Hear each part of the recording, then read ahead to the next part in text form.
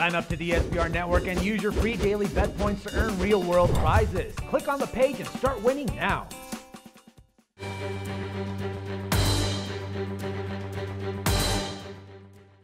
What's happening? Welcome to SBRforum.com. In this video, we're taking a look at the Montreal Canadiens and Boston Bruins Game 4. Now, this has been an epic series so far. There's been a definite pattern of how these games have played out, and we'll have to see if Game 4 plays out the same way or if something will change. And that something really starts and ends with the Boston Bruins. You take a look at how this series has played out. The Bruins have been fighting uphill all series long, trailing 3-1 in every single game. Of course, Game 1 they come back and Montreal wins it in double overtime. Game 2 they come back fully, trailing 3-1 in the last 10 minutes of the game. They come back, win 5-3 in regulation. And Game 3, trailing 3-1, and they couldn't quite make the comeback as Montreal hung on and eventually scored the empty netter with a couple seconds to go to win 4-2. So what happens in game number 4? Now you start taking a look at the bigger snapshot here. Beyond this series, you have to take into account what I said earlier. I'm not really trying to pat myself on the back, but it's something you have to factor if you're betting this matchup, and that's the fact that Montreal seems to have Boston's number.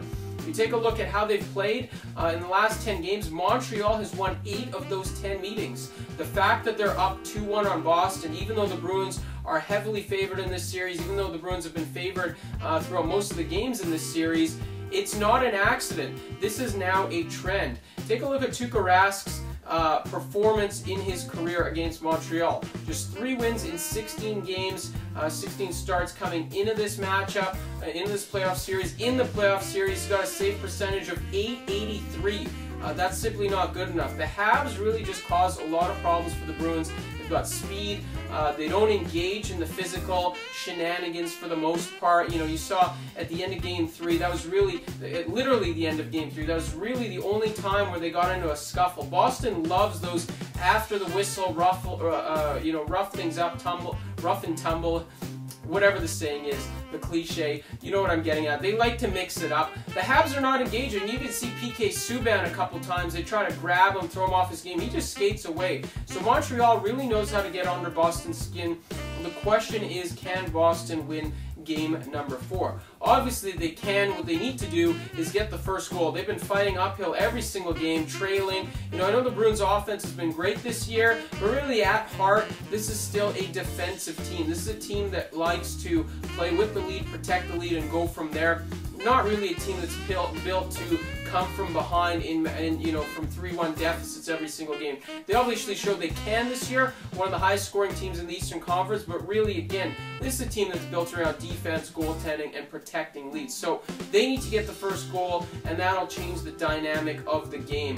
You know, in this matchup, really, I do like Boston. As mentioned before Game 3, I think this series heads back to Boston tied 2-2, but I think the better play that I've also been harping on in the last few videos is the over. I think that's really the best play in this game.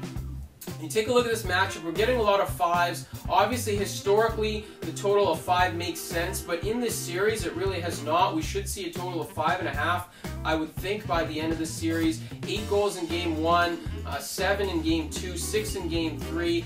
I mean, the over has been in pretty safe hands for the most part because you're getting the push pretty much in every game.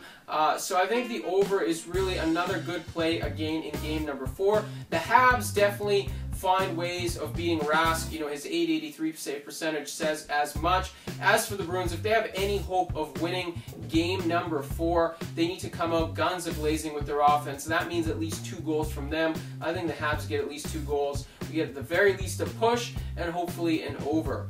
That's it for this video right here on SBRforum.com. Again, I like the Bruins a little bit on the side, but I wouldn't be surprised if the Habs won and went ahead 3-1. As for the total, I think that's the best play here, and that would be the over. Thanks for watching. We'll talk to you again soon.